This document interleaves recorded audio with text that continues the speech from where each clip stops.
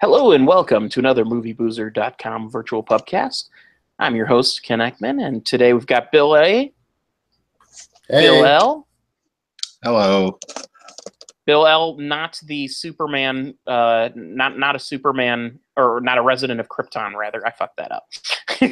What? You know, Oh, Cal-El, Uh, Jor-El, Bill-El, yeah. it was There an you go. attempt at a joke, But and it fizzled.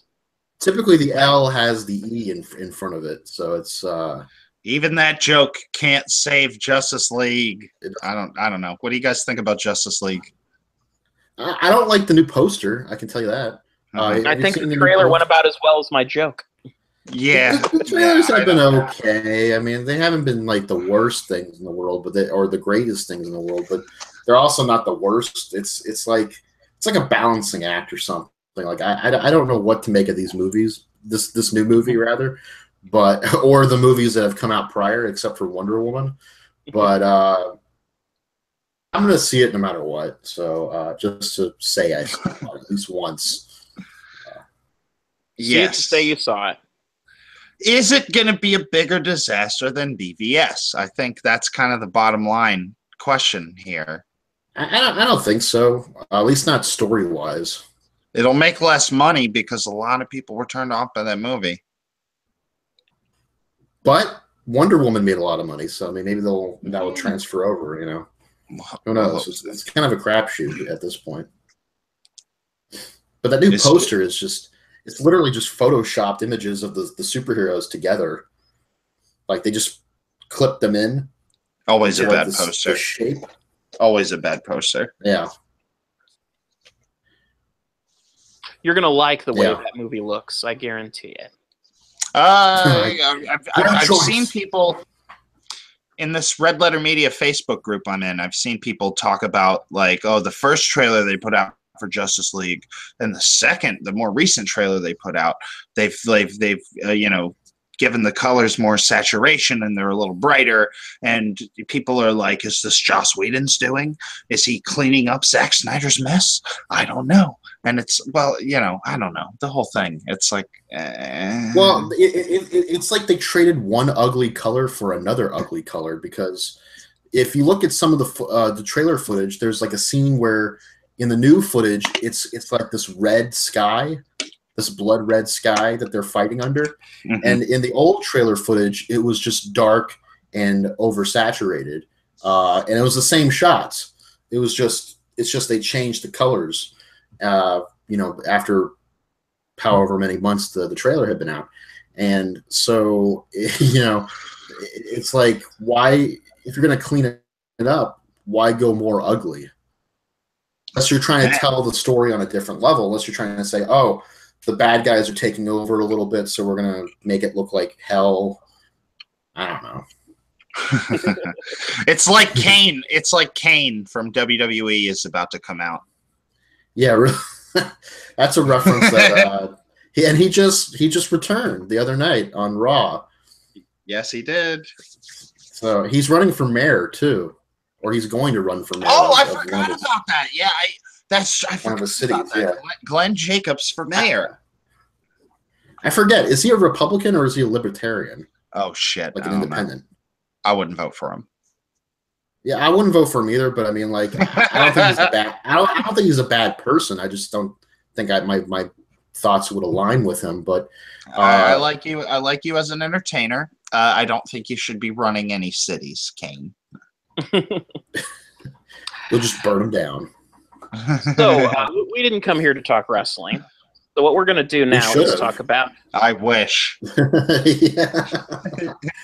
Yeah. We're missing NXT right now. Actually, I actually know NXT aired like an hour ago, so we've already missed it. But I think we should rename this pubcast. We didn't come here to talk about wrestling. Womp, womp. Because seriously, we didn't come here to talk wrestling. Yeah. I mean, first up, what do we got? What do we got, Ken? What's first up? So the first thing we have is the short film that was talked about in the last episode, which I was not a part of and I wish I could have been, but I have heard good things. And you have seen good things. And I've seen good thing. I have seen good thing. Thing is good that I've seen. Doing the Tor Johnson thing. Thing good. Good thing. Time Yes. to go to bed. And said good thing that I have seen is thing that is what am I even saying? So the point is, good choice. It was a good choice. Great choice. Yeah, you're on the good pick, and it's really great. This is a short film called Great Choice by director Robin Commissar. Let me pull up his actual full name here. It's on Letterboxd. His film's on Letterboxd right now. This is a short film that is playing at the New Orleans Film Festival, which is ending tomorrow night. I don't know if they're screening it again or not, or if it's already screened. Robin Commissar, yes. It has won Best Short at the Overlook Film Festival. It's won other awards too. The premise is pretty simple. It's a Red Lobster commercial in which a woman realizes she's stuck on repeat inside of. And slowly it becomes, but very, very quickly, becomes a horror where she tries to escape this cycle of having to repeat lines and eat shrimp that's on sale. Right. And so on and so forth. And basically, it plays very much like a Adult Swim kind of infomercial. If you're familiar with those, a few years back, Adult Swim commissioned a series where every episode was its own self-contained little mini movie. And they only aired it at 4 a.m, like without any kind of announcement. That's kind of what the appeal of it was, is that they would just drop it and show it the wee hours of the night. Yeah, one of the best ones was Todd Rohal's, who directed Uncle Kent 2. He did one called Mops with a Z. Oh, and it was literally just a fast-forwarded Canadian film about a janitor who creates a robotic janitor to do his dirty work, and then he goes evil and starts killing elementary school students. It's quite funny, even though it sounds completely horrific. But the most famous of which is Too Many Cooks. Just to throw that out. Yes, there's Too Many Cooks. If anybody is not familiar with this series, I'm sure you've heard of Too Many Cooks because it got a lot of popularity. That and Fartcopter. I haven't seen that one. I've seen The Smart Pipe, which is by the creators of Lasagna Cat. Smart Pipe might be my favorite of them. That's a good one. That's by the Lasagna Cat guys. So, Lasagna Cat it's kind of in the same ballpark of this weird, abstract thing that it's. Oh boy, the most ambitious. I'm sorry. Go ahead, Bill. I was just going to say the most ambitious of all of these might be This House Has People in It by Wham City Comedy, because it associates these websites that they programmed with all these additional videos, and there's a lot of it's that thing is just a fucking that one. This House Has People in It plays like a some sort of viral masterpiece. Yeah, exactly. Where it's essentially kind of challenging you to figure out what's happening. And yes, the great joke about it is that there's what's happening is there's no explanation. It's kind of pointless. Yeah. And that's what's fun about it. Okay. So Great Choice. Well, before we review Great Choice, I do want to say, not that someone from Adult Swim is going to hear this or anything, but it is so perfect for that series. Adult Swim should pick this up, or if not, because this needs to be seen by more people. And right now, it's on the festival circuit. Not a lot of people can see it. They don't want to put it onto YouTube. And you know what I'm saying? Like, someone needs to pick this up. This needs to be seen by more people. Yeah, it's really good. It's quite good. I wholeheartedly agree. I want to talk about the aesthetic for a second. The VHS aesthetic that this has, because it really does look like it has the appearance of a Red Lobster commercial. You wouldn't know it until later when it's revealed there's another world to the commercial where it cuts to clean digital HD, and you see the actors walking around and going crazy, but then it cuts back to the VHS aesthetic, and it's like it really does resemble a commercial that was taped off of television. Mm-hmm. And what really endeared me to it is the fact that it's so fast. Everything in it happens so quickly, and it's this, it kind of self-contains everything that made Groundhog Day, for instance, such a fascinating kind of existential film. It encapsulates in just like 5 minutes flat. Yeah, and not yeah. That's a really good thing to bring up. Yeah, it very much has that Groundhog Day aspect to it because she's experiencing the same commercial over and over and over again, and reacting to it differently every time it repeats. Yeah, exactly. Yeah, but progressively reacting to it, like it's like she's the only one that's sentient. She's the only one that realizes that they're in a loop. Mm-hmm. Now, I feel like I've seen Hawk Ripjaw's joined us, ladies and gents. I feel like I've seen like a comedy sketch at one point that treaded similar territory, and I'm trying to figure out the comedy movie. Yeah, we're talking about Great Choice, the short film that about the Red Lobster commercial. Oh, when you said loop, I immediately jumped to Happy Death Day. Did you see Happy Death Day? I did not. Oh, okay. Okay. Thank God. All right, so we know not to talk about that. All right, good. All right. Well, that's one less thing that we need to watch. We're talking the short film. I thought when I thought of a comedy version of being stuck on a loop, I thought of the Groundhog Day scenario, but there was a comedy movie with that scenario called Premature. Yes, where that was a nice one. Yeah, I know what you're talking about. Where are you being sarcastic? No, I do. I actually watched this movie. It's about a young teenage boy who repeats every day, one particular day, over and over again. At the moment, he has a how best to put this?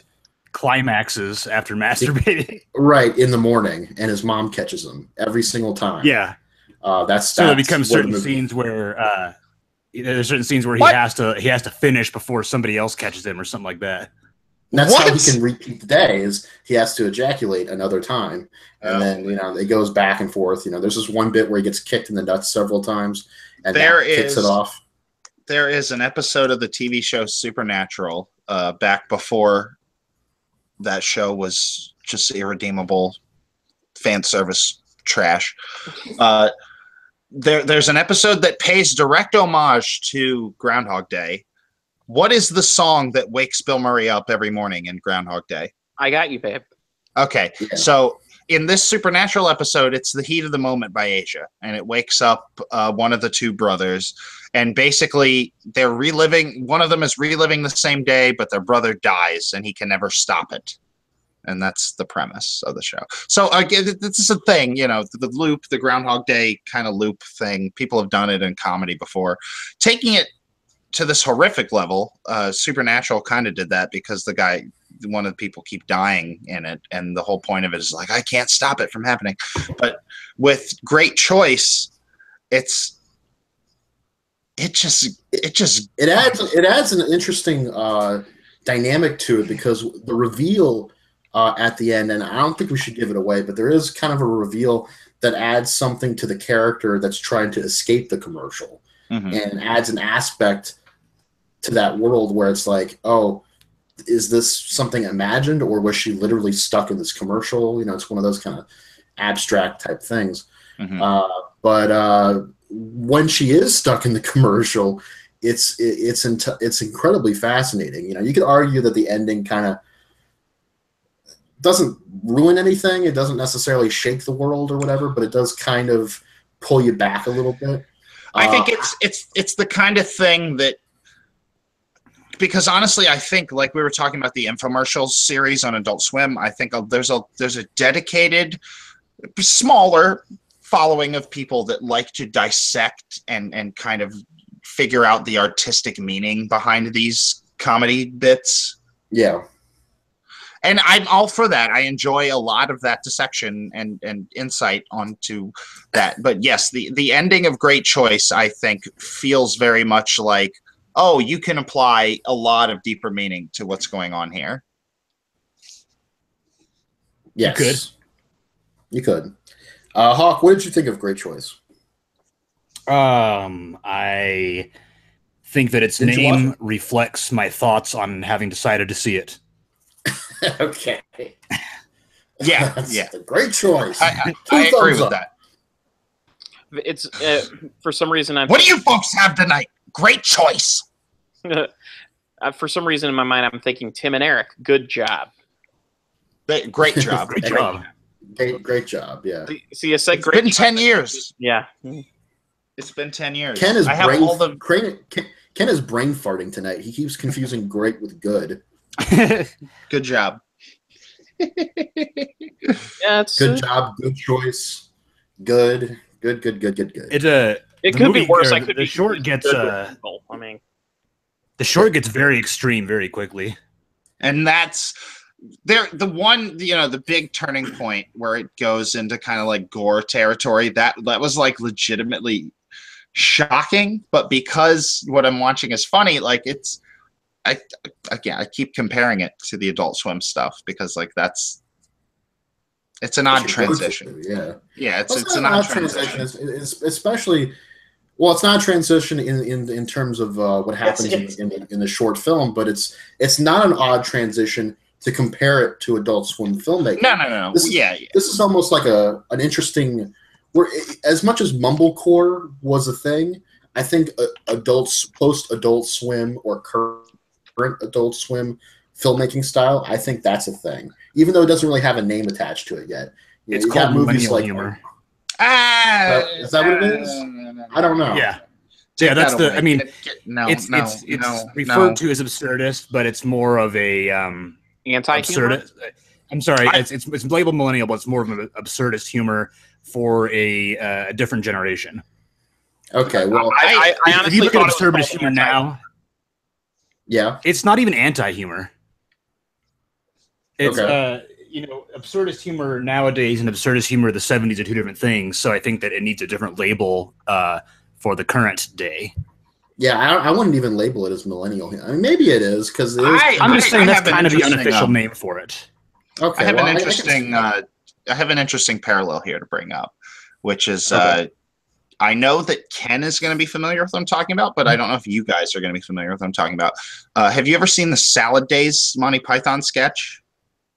Mm-hmm. Sam Peckinpah's Salad Days. Yes. It's like that. yeah. It's like that. Salad Days is a Monty Python sketch where all these like fancy hoity-toity British people wearing all white are like just hanging out on a grass on the day, and they're like, we're gonna play tennis or whatever, and somebody throws a ball and it hits a dude in the eye and he starts bleeding, and Profusely. people's limbs start falling off, and like there's just blood going all over the place. Someone comically slams a piano on the piano. Yes. Fingers and Yes. Yeah, it's exactly like that sketch. Right, and the joke, Salad Days is actually a, if I'm not mistaken, it's either a book or a movie or something from the early 30s, and it's one of those kind of,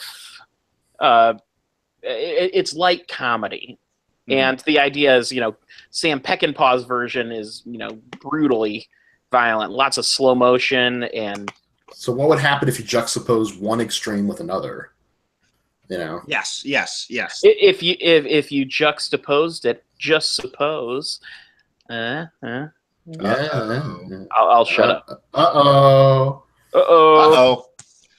Chopper Dave, we have Speaking of absurdist humor. Uh-oh. Uh-oh. Oh, God. Uh-oh.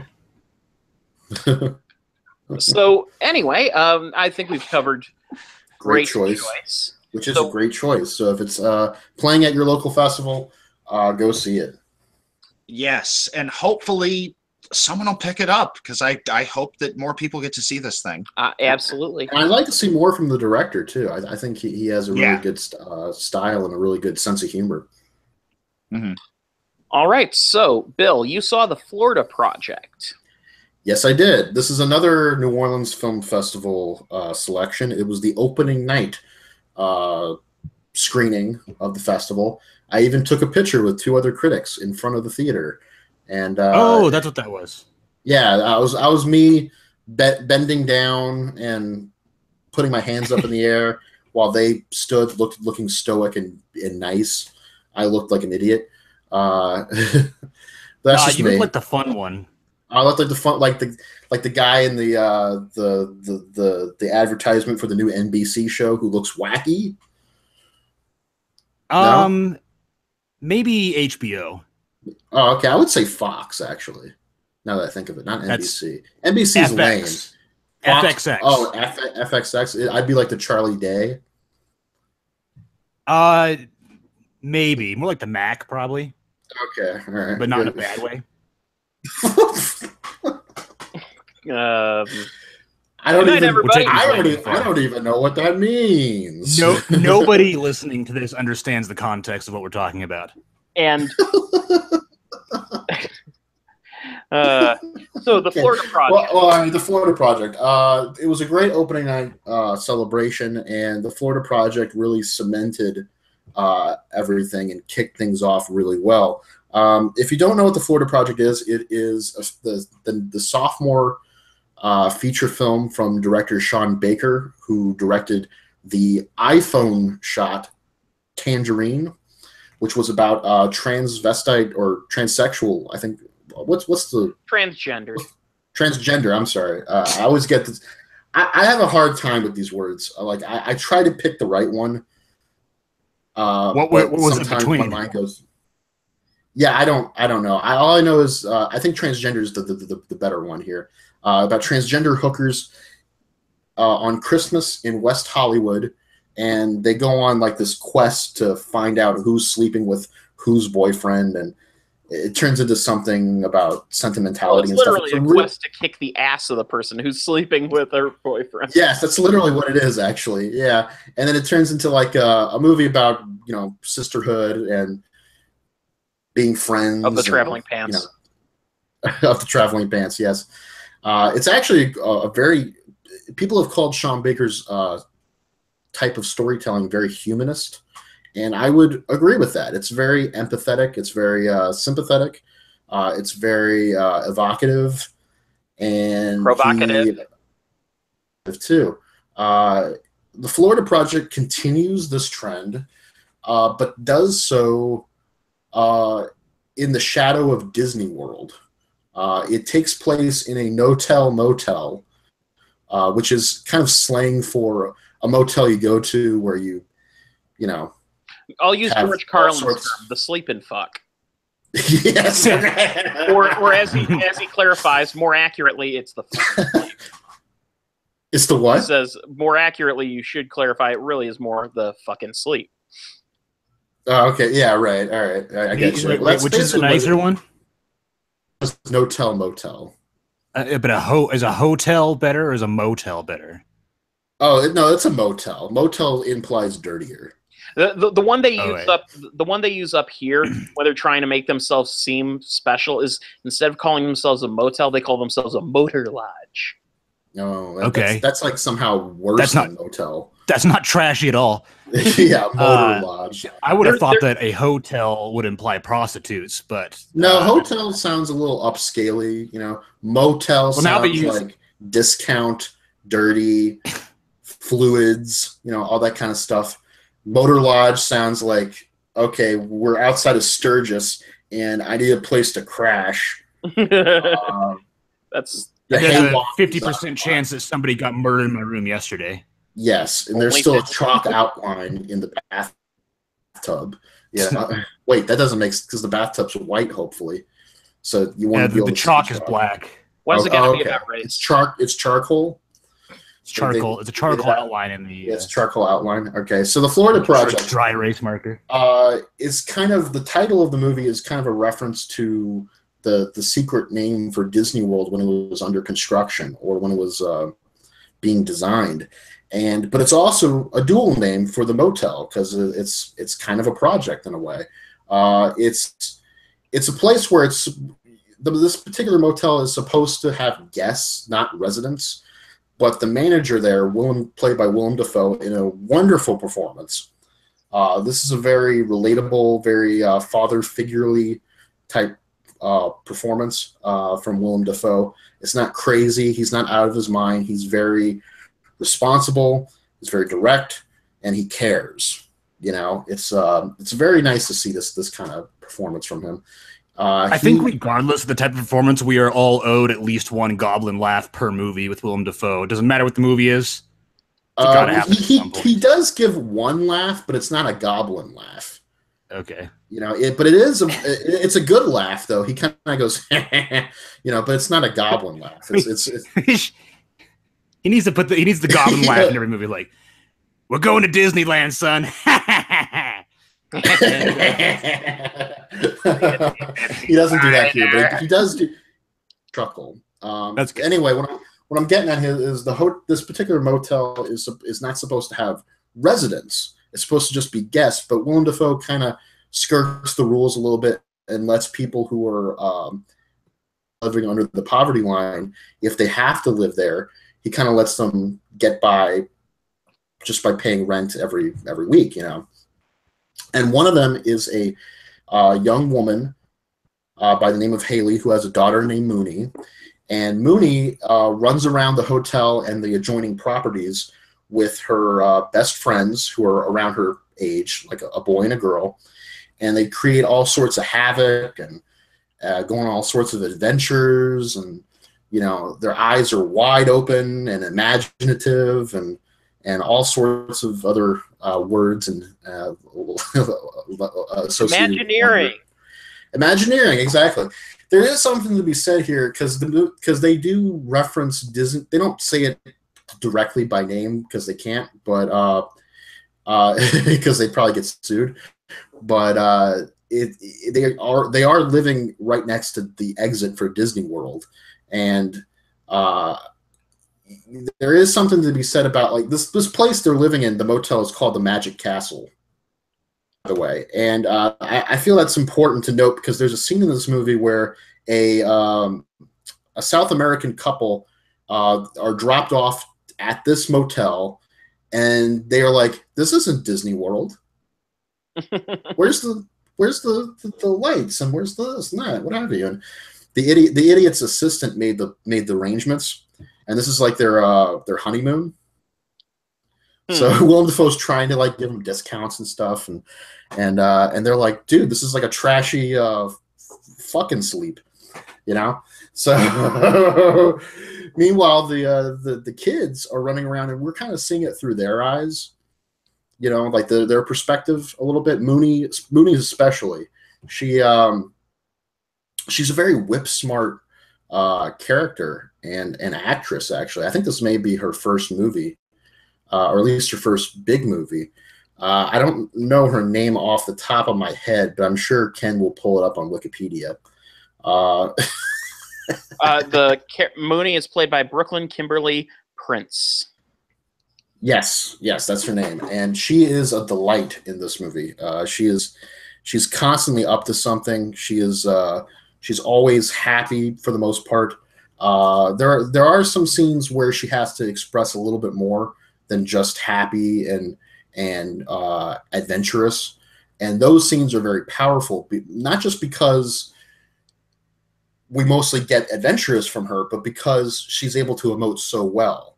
Mm-hmm. It's really surprising to see like a child actress, especially someone her age, because she's like younger than the kid who played Jake Lloyd, who played Anakin Skywalker in Phantom Menace was when he played Anakin Skywalker, and I'm not saying like takes a lot to be better than that, but I am saying, like, it's surprising because you don't normally expect a great performance from someone who is younger than that particular age, which was like 10 or 11 or something.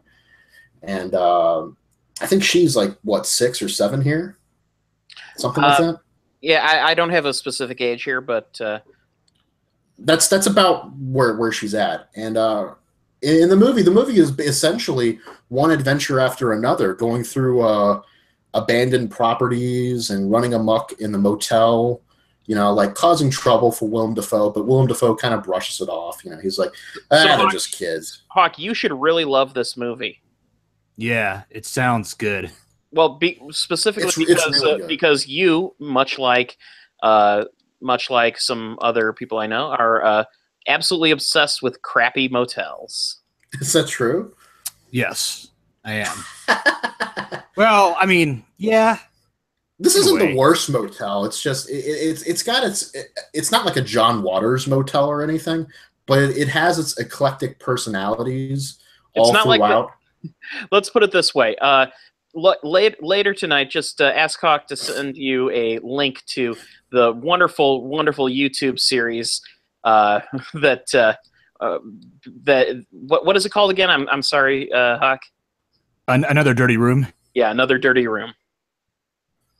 Okay. Basically, this guy, this YouTuber, Dan Bell, he will use hotel review sites to find the nastiest, most hated hotels in the country, and he'll go there with his 2 buddies, and they'll basically take the room apart and find all the nasty shit underneath the beds and behind the counters and in the bathroom and stuff like that. And and the guy has total like CSI equipment to do it too. So he literally does things like swabs for bacteria and all that kind of stuff. Uses a black light. That's oh god. They find some pretty gnarly shit in there. You can imagine, like, because these people are living in their motel rooms for extended periods of time, like an apartment, even though they're not supposed to be because of regulations. You can imagine if they were to leave one day, the amount of stuff that would be found in there. Because Willem Dafoe's manager character, while he's good at his job, he acknowledges in many scenes that he doesn't have all the tools he needs to properly clean the place up and make it, spruce it up, and do all that stuff. He's very much doing it DIY. There's a scene where he's getting rid of a mattress that has bed bugs, and he and his son, who's played by JB from American Made, in a role where he doesn't look disgusting, like doesn't look like a trashy drug addict. He actually looks like a upstanding, person of society. And they're bagging up this mattress that's all dirty and funky. And everyone in the theater was kind of like, ew, when they saw that scene, And then they got the duct tape, and they're duct taping the plastic around it. And all they do is they take it out of the room and they throw it in the dumpster. They don't do anything else with it. There's no fumigating. There's no, because they can't afford that stuff because it's not exactly an upscale hotel or anything. Mm-hmm. It's not even an upscale motel. It's just a motel, So he has to work with what he's got, and that's really just his 2 hands, and the will to keep things together with glue and Scotch tape. But he really does, care. And there's this wonderful amount of I already mentioned the word humanism, so I'm going to say humanity. Specifically from Willem Dafoe, but also from all the characters, which makes sense because they're all played by humans, but also it makes sense because we do feel for every character, even they're kind of more despicable, which there are a few. I won't get into too many other details as far as like which ones turn out to be a certain way or which ones are more desperate than the others. Mooney's mom, Haley, is a character who's kind of like a wild child. She parties hard and all that, and you could argue isn't really being as good of a mom as she could be. But it's also a situation where it's like you got to take into account her family situation, economic stability in the area, all sorts of different factors, and she's trying, but it's not it's not exactly going as well as she would like, so she has to do other things to kind of make up for it. And Willem Dafoe's character notices and even tries bringing the hammer down a couple of times on her, like, hey, you can't be doing certain things around here. You know, there's just you just can't do that. Mm-hmm. You know, he's almost like looking out for her and for her kid while not being the dad. You know, so it's a very interesting and it's a very interesting Slice movie of in life that sort of movie. Slice of life sort of movie. Yes, the movie goes along for its runtime without really. There's a story that's definitely happening, and there are definitely arcs, but it's not like there's a mission or a goal that needs to be had. It's not like, the motel is shutting down at the end of the week. We have to raise X amount of money in order to stay here because we're all special people or something. No, it's just, a couple weeks during the summer in the life of these people. That's kind of what it is. You're saying this isn't going to be a blockbuster. Blockbuster. Well, I just like the phrasing you used when you were saying, how did you put it? What? You're like this is a movie that has a story or something like that, or what are you trying to do? No. What you were saying? Damn it. I completely lost my God damn it! Train of thought. Damn it! Not a train. I didn't lose a train of thought. I forgot. You lost what I said. Exactly. Damn it! I said something like, what I said was, this is a movie that doesn't have a typical story with a goal or a mission. I said something like that, right? Isn't that kind of what I said? You know what? Let's just move on because I'm never going to remember. Yeah, okay. So, long story short, people. God damn it. I fuck everything up. The Florida Project is a great movie. I would say Willem Dafoe is going to get some kind of a nomination somewhere down the line. I don't know what award. What was that movie he did on Netflix called His Girl Friday? What was it called? Death Note? The Girl Called Monday. Her name is Thursday. I know what you're talking about. What happened to Monday? Yeah. Wow. He's going to get a nomination for that shit. We are all just not remembering shit today, are we? Nah, but Death Note. CRS. I remember Death Note. He was in Death Note. He played the Death God. He played the guy. He played the Death Note in Death Note. And that yes, he played the book. Nice. So anyway, Florida Project, great movie. Highly recommended once it comes out. I believe it's next weekend it comes out. And I think it's getting a relatively big push because it's playing in multiple theaters in my area, including the big AMC. It's getting some legit Oscar buzz. I know that Leonard Maltin, I heard him praise the movie a few weeks back when he was a guest on the Doug Loves Movies podcast. And, cool. Yeah, and Maltin, he knows what's aiming towards Oscar gold, and I think he's gunning for Willem Dafoe getting an Oscar. I mean, if only for the fact that he's never won. He's been nominated a few times, and I think he really deserved it for Shadow of the Vampire. That was a stunner. Yeah, absolutely. And as you know, in Platoon, that was his other nomination, I believe. Sure. Was he nominated for Shadow, or was that just like? I'm just saying, if he wasn't nominated for Shadow, he should have been nominated for Shadow. I will wholeheartedly agree to that. Yes. So that all having been said, we'll go ahead and move on to their next film, Blade Runner 2049. My favorite Blade Runner, 2K49, that came out after NBA 2K49, followed by MLB 2K49, and then or our favorite adult film, Blade Runner 2069. Yeah. As Ken has this fixation with coming up with porno titles, fake porno titles on our Facebook chat, and he'll inundate us with like just an endless stream of parody names, and an endless golden shower. Yo, so does that make Ridley Scott money shot? Well, the movie didn't do well at the box office, so I would say no.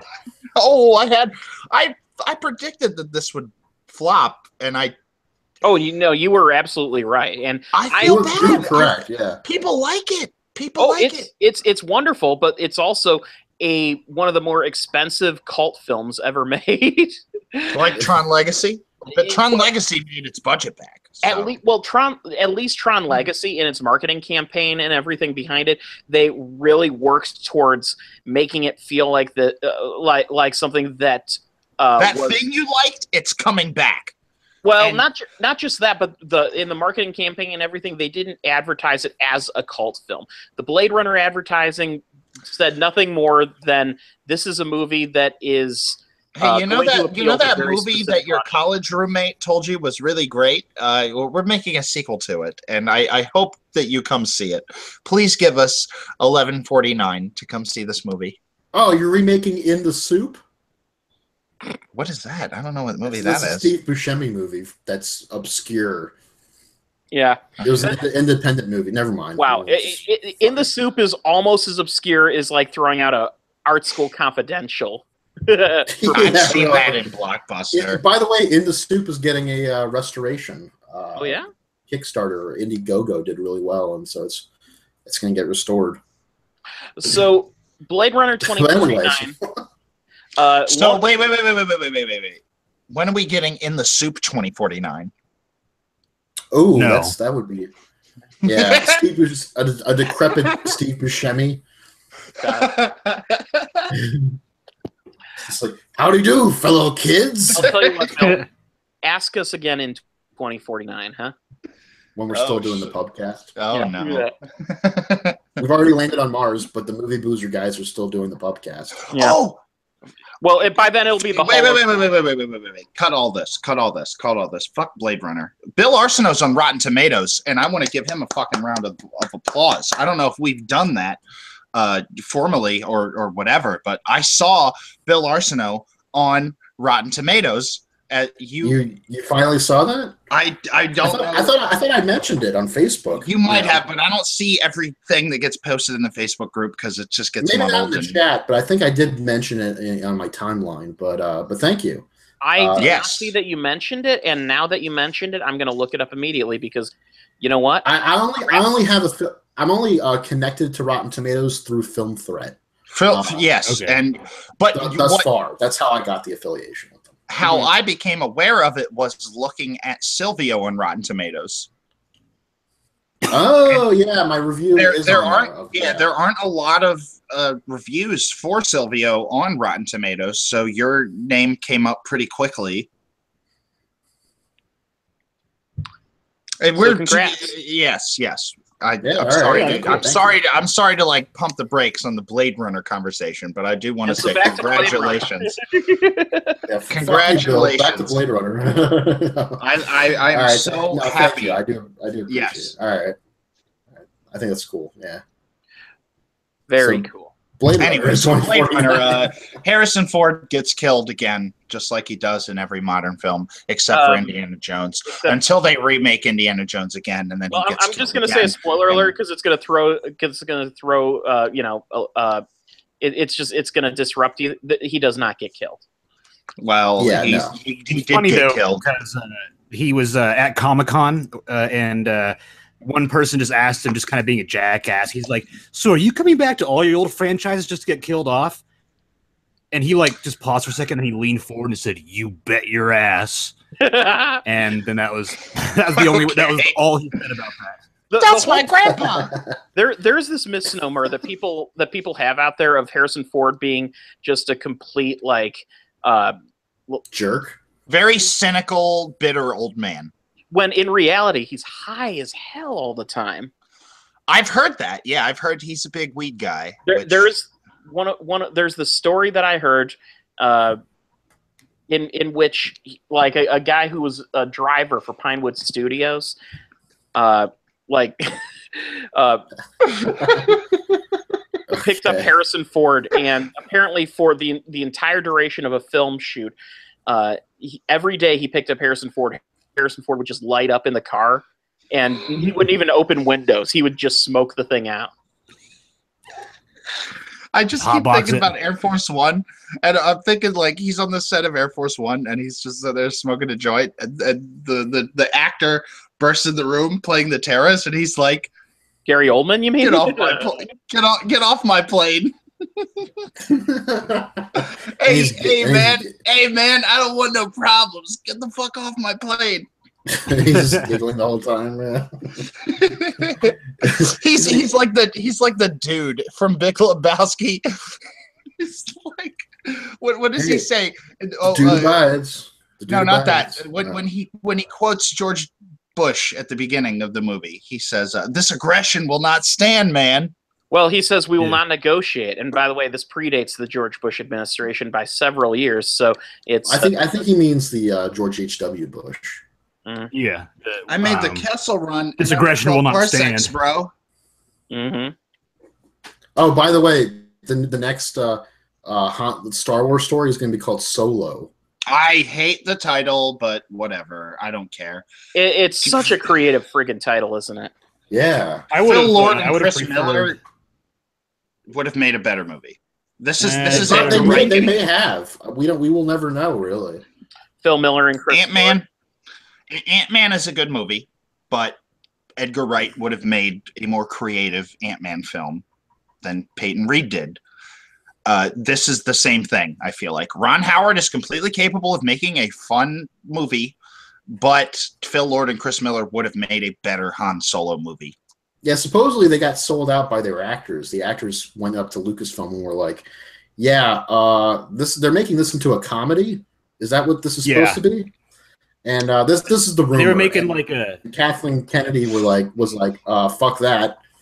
You know what? And well, they were already causing problems because they were going really heavy on the improv, and they were doing their a 2 or 3 camera setup, whereas Kathleen Kennedy usually requires around 12 cameras in a setup for a scene. See, that's ridiculous. I'm just gonna throw this out here that if you're gonna do like movies that are not considered part of the main like series of films, then you got to change the tone up. You can't just make them all the same thing. And so there's a good damn reason for saying, why don't we try making a comedy within this universe, or why don't we try making a heist film or something. That's not the problem. That's not why they got fired. They got fired because they started making that movie without going to Kathleen Kennedy first. You don't fucking cross her. If they had gone to her and said, "Hey, we would like to make an improvisational comedy with a different sort of camera setup it's more of a roguish, fun movie," and she had said, "That's interesting, but I trust you, go for it," they would have been fine. Instead, they were breaking the mold and going against the what they were supposed to be doing, and that's why they got fired. It's the same thing with Colin Trevorrow. He didn't get fired because the Book of Henry was a piece of shit. He got fired because he was being a jackass on Jurassic World, and Kathleen Kennedy did not want to deal with that. He was doing the same thing, thinking that he knew everything and this was his project and he could do whatever he wanted. So it's a power thing for Kathleen Kennedy. She's in charge of Star Wars? Is that who this person is? Because I haven't heard. Yeah, she's the producer. Name. She's like the head producer. I thought you were referring to an actor. No, she's the head of Lucasfilm. She's basically she is the guardian of the Star Wars films. Is the easiest way to explain it. Because she's in charge of, the legacy and all that stuff. So Blade Runner 2049. Blade Runner 2049. Jinx. I feel kind of bad because I've said this like the past 2 weeks, or the past couple episodes. One of my favorite movies of the year is that time of year. All the good stuff is coming out. Yeah, good stuff is coming out. I would agree. Blade Runner 2049 is probably, or not probably, it is one of the better films of the year. Not just from a purely visual standpoint. Not including Silvio. Well, yeah, okay, fine. But, fuck Silvio. That's not the best anymore. I've got others. Yeah. Watch your mouth. You keep your dick in your pants. Don't.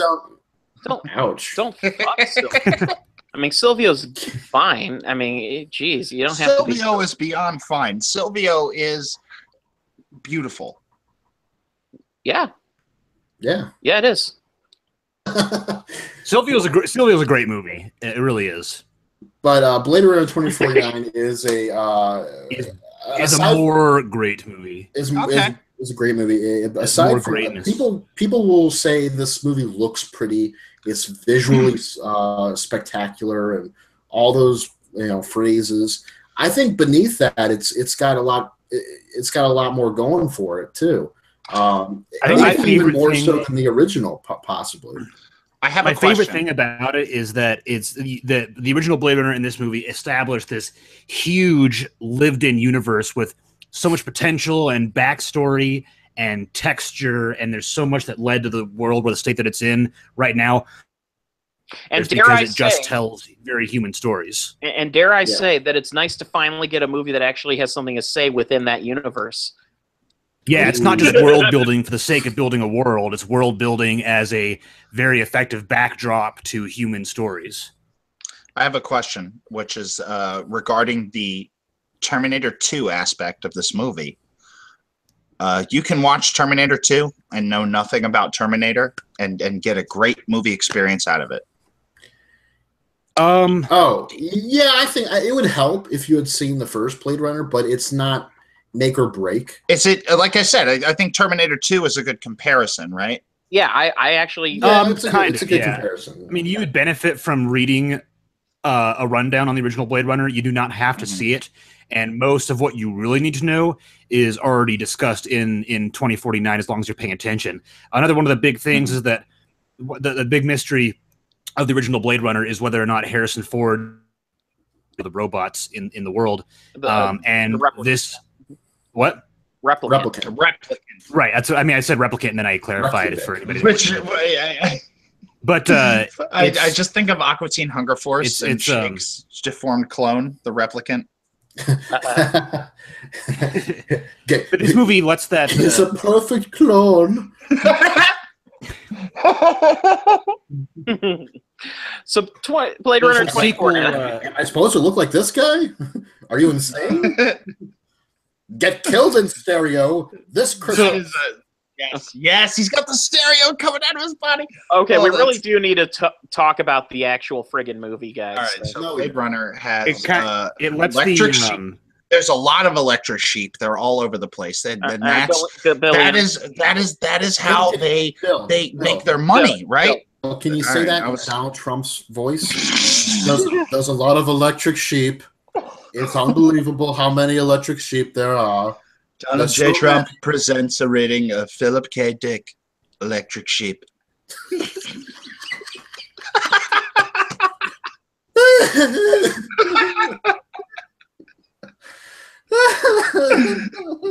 So Blade Runner. Yeah. Okay. All right. So what I was saying is that the one of the core mysteries of the first movie is whether or not Harrison Ford's character Deckard is a replicant. The sequel kind of lets that sit and tells its own story again. It doesn't make any attempts to create a giant interconnected universe or kickstart a new series. It is its own story.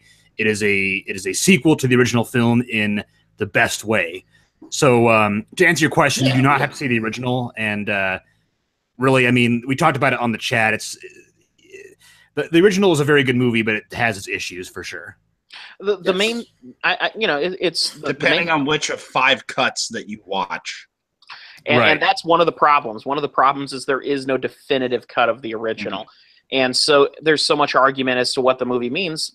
Well, there's the director has alienated people on all sides with all the multiple cuts of it. So this movie, though, works so well within its own context, and it manages to borrow the mythos of the original film and put it into something which is much more coherent as a story. Right.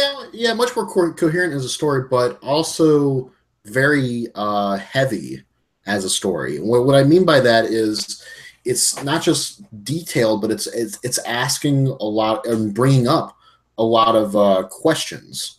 Regarding not just existence and for a person, humanity and things like that, but also relationships. Like what exactly is it that connects two people or two entities together. Like, for example, the relationship between Kay and Joy, which Kay, right, and it's not a spoiler to say this at this point. Ryan Gosling's character Kay is a replicant. He's a replicant Blade Runner, killing other replicants. And Joy, his girlfriend, is an AI piece of merchandise that he bought to be his own personal girlfriend. And she's like a holographic AI. And, you know, it's almost like Spike Jonze's Her, kind of, where it's always learning about him and it's always, you know, attentive to his needs and stuff like that. But there's also this growth to the character where you kind of think, oh, maybe she really is caring about him as opposed to doing her job, what was intended of her, you know? But in a way, because it's designed to care for him, at what point does that become, you know, design, you know, does that design lack the human touch? And yes, I mean, well, it brings up all those questions, and it all goes in a circle. It's like there is no real answer to it. It's really just like it's like a big turning point later in the movie. When he's been attacked on the in the junkyard, he's walking around in the rain, and then the hologram, another hologram of Joy, leans forward and uses the same name for him. What was his name again? His not Kay, but his not Kay, but the other name, Joe. And she calls him Joe, and he realizes that her using the name Joe is just and was not part of the affection she had for him. And there are so many moments in this movie of that Kay has of disappointment and realizing that he's not. And I'm actually kind of paraphrasing an article I read that really mirrored my thoughts on the movie.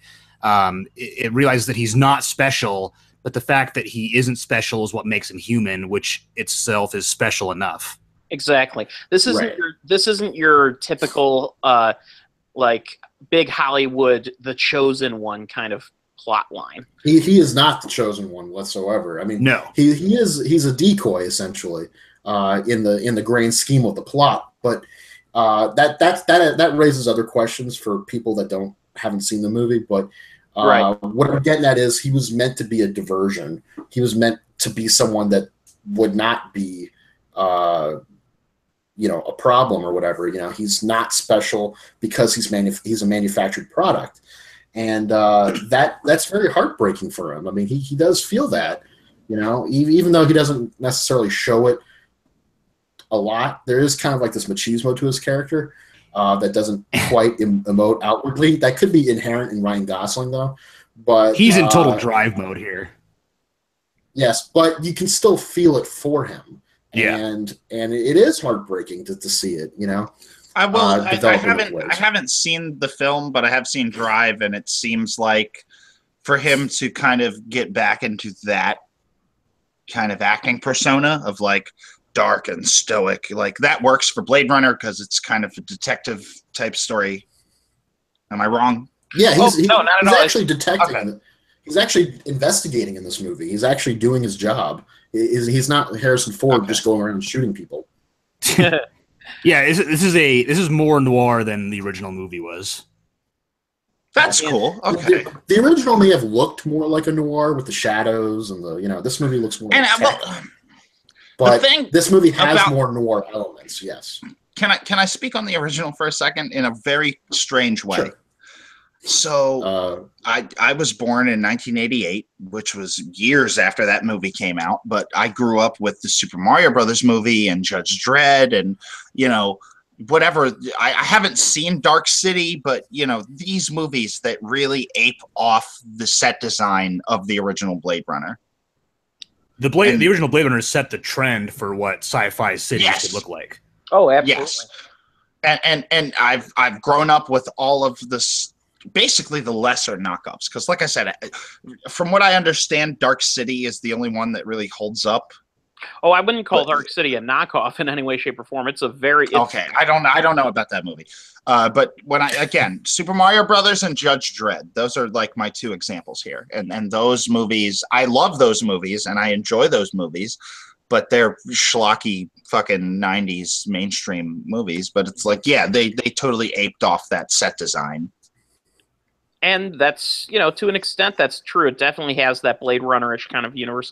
I mean, you could even argue the Fifth Element takes from that and then colors it neon, basically. I don't know about Judge Dredd, but I know that the set designer of Uh-oh. The set designer. Speaking of replicant, Billion is a replicant. Yes. Oh, I'm back now. Okay. I was saying whoever designed Super Mario Brothers, the movie, actually worked on Blade Runner. So that's not a coincidence that it looked that way. That's a terrible step down. Well, that movie has a fascinating history to it, and I know Ken has seen, because Video Game Historian on YouTube has a whole video about it. You should go check that out because it's very interesting. Yes, and I not only that, but I would argue that I would argue that the Super Mario Brothers movie at one point in time had serious promise to be like this truly like epic kind of movie. Now it wouldn't have resembled Super Mario Brothers really, but the story behind, look it up. Okay, I think I still like the movie, but I'm kind of like, my opinion is out the window because I was like 5 years old when that shit came out. Yeah. So, Blade Runner. Also on Blade Runner 2049, can we just give Roger Deakins his Oscar right now? Yeah, cinematography. I mean, yeah. This will be the 15th time that he's walked away empty-handed if he doesn't get the Oscar this year. And I think it's going to really come down to Dunkirk versus Blade Runner 2049 in terms of cinematography. Yeah, there's so many meticulous shots in this film. One of my favorites is one that's kind of not bland, but it's you wouldn't think of it. You wouldn't give it second thought normally. But it's when Kay is flying to see Deckard before he lands his ship and walks through that desertish, dusty, sandstormish landscape. He's flying, and the camera looks over at the shadow of his flying car on the wall of this building, and I was like, "Oh my God!" They actually took the time to make that shadow up here. Well, not only that, again in that shot when Kay encounters the giant hologram of Joy, in the advertisement for Joy's programming, that, as I've been told, that hologram is not CG. They used projector and projected an image onto smoke to which create makes sense because you want to create that effect of the rain and hitting the light. And that whole So and everything is practical too. There's no CGI backgrounds or green screens in this movie. Mm-hmm. Or if they had to use it, it's very, very little. Yeah. Yeah, very little, if any. I mean, it's mostly just touch up as far as I've heard. But I think that alone, it's kind of a matter of Dunkirk, or Blade Runner is visual splendor, and Dunkirk is how did they do it? Because Dunkirk had some amazing cinematography too, but I really hope that Blade Runner gets it. My guess, if I were to just guess, I would think that probably Blade Runner is going to get cinematography, and then Dunkirk will probably win Best Picture. That's a possibility. It's a possibility. And you don't think that the critics will be all like, "Been there, Dunkirk"? Oh, I hope not. Uh-huh. Yeah. No. Sound design too. Like, I can't remember the last time. Now, I'm pretty sure that Dunkirk will get the sound editing and mixing Oscars, but Blade Runner 2049 has great sound editing and stuff. I saw this in Dolby so Atmos. crisp. I saw this in Dolby Atmos, and it was definitely all around you, the sound. It enveloped you. But also, I want to give special points to the sound people, because in Dolby Atmos, in the seats, it rattled the seats so often that my back pain that I normally have in my muscles, in my shoulders and all that, went away. It got soothed from the sound of Blade Runner 2049. That's nice. a fucking critic line for the poster. This movie soothed my back pain. Yes, absolutely. my fibromyalgia, fuck that. Blade Runner 2049 took it out. But yeah, no, the sound design is very crisp and layered. I think one of my favorite sound effects in the movie, and when I want to find this effect, is the sound that that Jared Leto's little hovering robot camera is made. Oh yeah. It's just like little chirping, like this, almost like it sounds like something a bug would make. Is like Crispin like Laird like a combination of Crispin Glover and Peter Laird? Yeah. Crispin Laird. Crispin Laird. No. I just noticed like the sound was so well defined, and and then the score too was a lot of like really like ominous synth, but it sounded so cool the way it built the atmosphere of the transitional scenes. Well, this is the soundtrack in this movie. I would argue that the way the music intrudes upon the film, it becomes a character. It just the way it just goes front and center, just throws itself in your face. This is the first time it gives an immediacy to the plot. Like before it became this overused thing, the whole Inception sting. That's what this reminds me of, but a new version of that similar concept. Yeah. I'm still a big sucker for the Inception sting, especially in trailers, because it's just so wonderfully dumb. But when it's used in a thematically correct way, it's really cool. Mm-hmm. Have you guys seen that? An a cappella version of the Inception trailer? Yeah. Okay. Yeah, you've seen that. It's a classic. I think that it's gone away for now, but it'll come back around. All right, so we'll go ahead and move on to our next movie, which is Loving Vincent. Oh, Loving Vincent. This is the Vincent Van Gogh. It's not really a biopic, but it kind of a little bit. It's more like a love letter to Vincent Van Gogh's work and life. This film is very interesting and should be noted. It is an animated movie, kind of rotoscope in a way, in a very DIY tangible way. Every they shot the movie, I believe, live action originally, just for reference for the animators or the painters, and they hired like over 100 painters to each one take over a scene or two and hand paint with oil paint every frame of the film. Mm-hmm. And that's what you see in the movie is every frame of painting, these paintings. Literally, yes. It's pretty amazing to watch and to understand that process a little bit. I would love to see the behind the scenes documentary on this if it has one.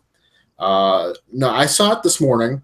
It is playing near me, or will be playing near me this Friday.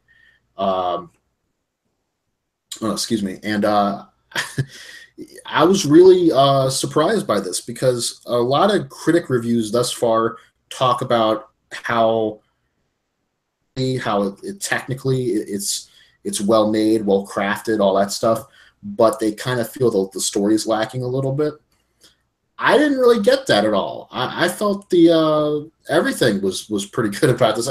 I felt there were some moments where I thought the story was teetering slightly into being too much of a memorial to Vincent Van Gogh.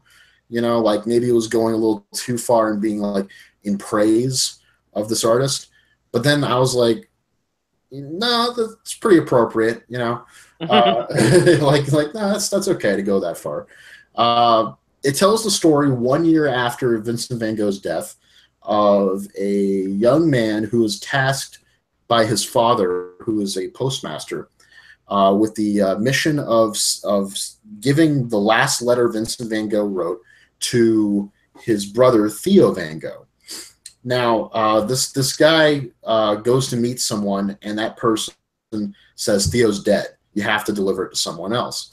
So he has to figure out who to deliver it next to. And on his journey of figuring out who to deliver this letter to, he learns about Van Gogh's last days, and the year or so before his death, and everything that led to it. he starts kind of putting the pieces together, trying to figure it out, because his father doesn't believe that he killed himself. His father believes he was murdered. He's like, it's impossible that he could have killed himself. He was happy the last few weeks of his life. What could have driven a man to do such a thing? And so he goes to see the doctor. He goes to see the innkeepers. He goes to see everyone, and he asks all these questions. And everyone's got their own stories and perspectives on almost it. Citizen Kane, like it sounds. It kind of is in a way a little bit like that, but it's not. It's not Citizen Kane. It's not quite that level. I'm not going to say I'm referring to the storytelling structure of the storytelling structure. Yes, a person interviewing other people about the life and times of this one. It doesn't go into that much detail on the life and times of Van Gogh. Just the last couple weeks or months of his life. It talks a little bit about his early days as a young kid, but that's about it. Mm-hmm. Visually, of course, this is a splendid picture. It's really amazing how they painstakingly, frame by frame, paint. Because I have a hard enough time drawing one frame. Yeah. Imagine okay, you spend all this time painting this one image, and then you're told, okay, next one. And you look at the next one, and it's literally the same image, just moved slightly in one direction. And you're thinking like, oh, fuck, I just did this. Where's the union? Where's my union leader? My union rep. I want to talk to this guy. But you do it anyways because, this is a very interesting project, and, it kind of means something a little bit. The visuals used in the animation, in the paintings, are obviously inspired by Van Gogh. It's very the colors are vivid and strong. The expressionistic. Yes, expressionistic. The faces especially. And you really do. The painters who did this do a great job of capturing the subtleties of the performances, which you would think would be very difficult, and I guess it was. But they did it specifically, and I can never pronounce her name properly. Saoirse Ronan. Saoirse Ronan. Okay, you knew it. You knew it before I even. I only know it because in the movie, because a character in the movie, the animated movie, was it Song of the Sea, is named Saoirse, and it's spelled that way. So. Okay, so Saoirse Ronan, she's probably got the strongest performance in the film. Although everyone is pretty good in it, she's especially great in it. She plays the daughter of Van Gogh's doctor, and she had a relationship with Van Gogh, not a romantic one, but a very friendly and affectionate one. And she kind of holds back a little bit in telling her story, because she's not sure who this guy is that's asking all these questions. But when she decides to open up, it's kind of this, it's not a big reveal, but it's this wonderful epiphany that kind of comes from her storytelling. And it's really a beautiful moment. I was surprised to find myself kind of tearing up a few times during the movie. And I was watching it this morning, and I wasn't even thinking like that I would be in that kind of mood or mode to well up a little bit. The movie does a great job in really capturing not just Van Gogh, like that's the surface. What it really is good at is kind of being this wonderful eulogy to one man's life and to all the other lives that he affected, that he impacted over the course of his days. And it kind of is almost about the how do you sum up a person's life? How do you properly define this? Do you define them by their death, or do you define them by how they lived? Do you celebrate them, or do you mourn them? Do you do this? Do you do that? It's rather a beautiful movie in those sentiments, and. I can't really speak too much more on it without just saying that, except for saying that it's just a wonderful delight of a film. Mm-hmm. I'm kind of struggling right now to find some more words about it. No, that's fine. I'm planning on watching this movie pretty soon, so I will let you know once I see it, and we'll talk more. So that it's more. I think it's playing near me tomorrow, so I might go see that. Yeah, I would definitely recommend it. If you're seeing it near you, go buy a ticket. Just the whole concept of literally every frame being a painstakingly created oil painting is just a beautiful idea. And until you think of all the people they forced to work overtime. Well, it was just. I want to point out too, before we end this topic, that when the movie starts, it's like 3 minutes of opening credits.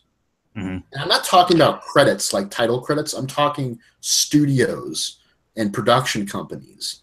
This movie has a shitload of logos beforehand. Oh, yeah. It reminds me of Tim and Eric's $1 billion movie, where they had Schlang Corporation and Schlang Independent Studios and Schlang this and Schlang that.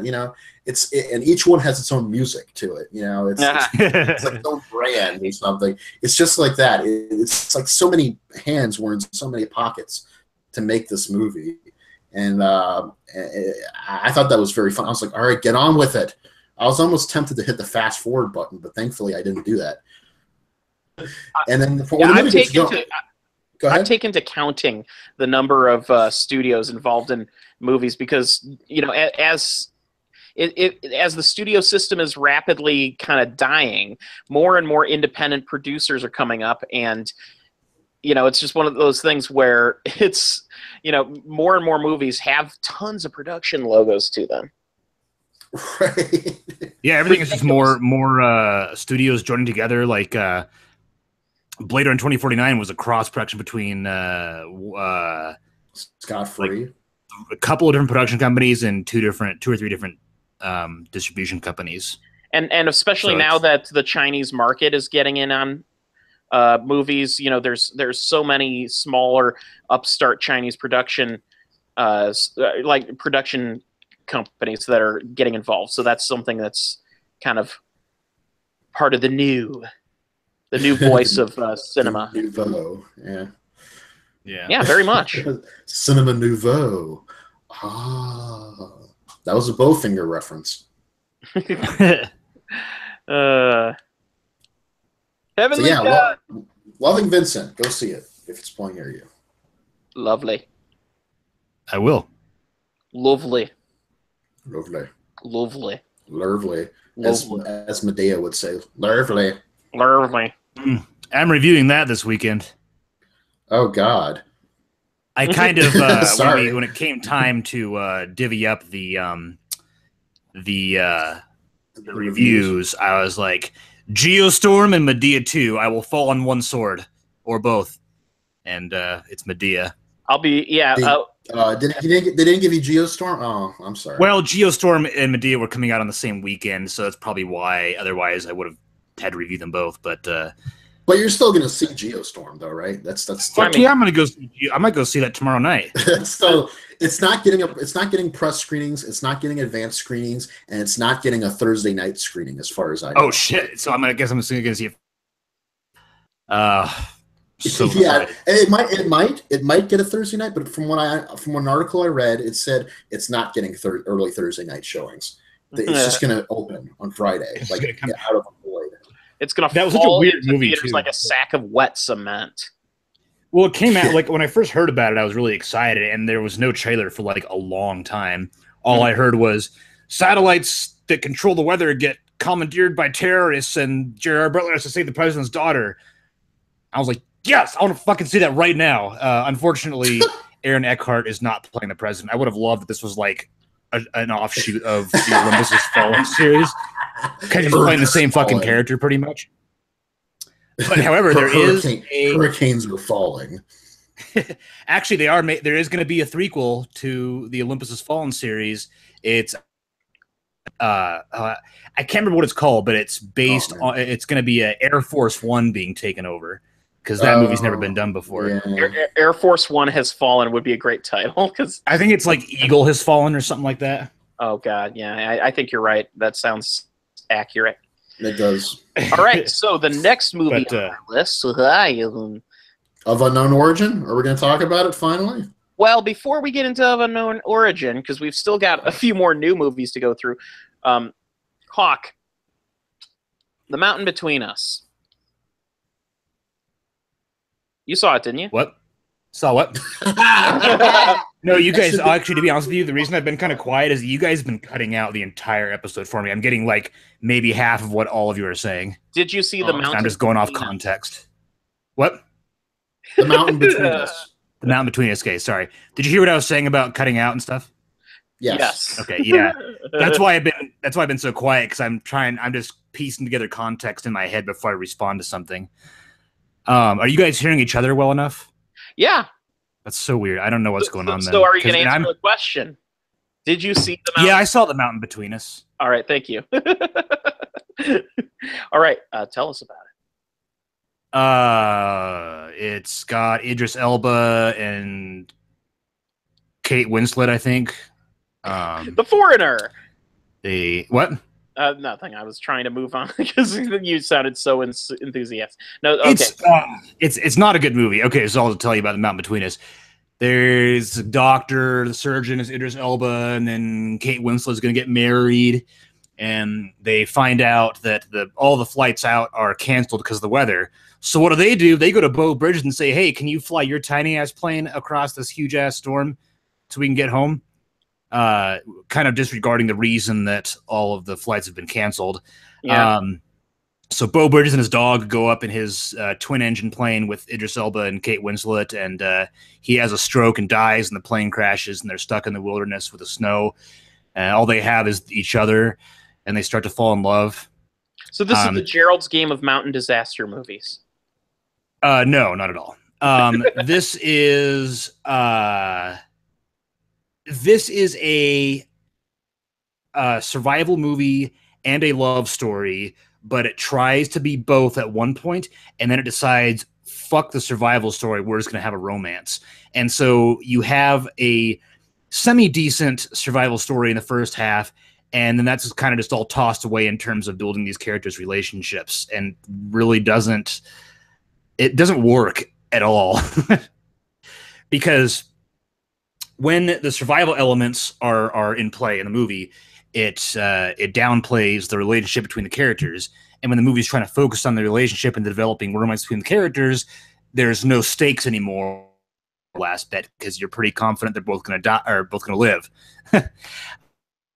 Dog with them.